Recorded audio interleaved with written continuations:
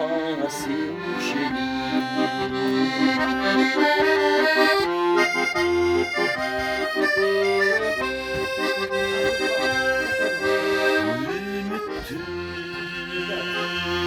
Otun şandığa için mayram şandığa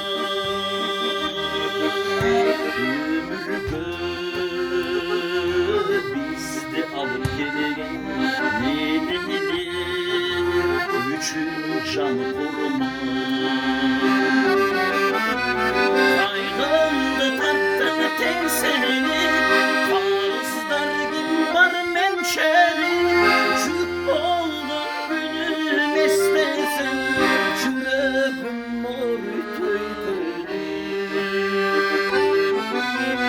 ağlamda nurda bölüysün ak köynek giysen gıyköydü ağlamda bir daha yansa acarlı hemesin çeri sulmes apasin çeri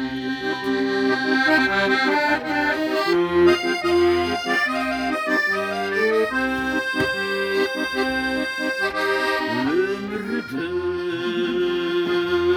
kança arman var özüm var demek mayram var değişti senin tamamın bildiğiyle aytan paygamber ayrımda tattı temseli farzlar gün var menşeli çüp oldu günüm istesen yüreğim mor tüykörü ağlamda nurla bölüysün ak köynek giysen gıyköydü ağlamda bir daha yansan acarlı hemesin çeri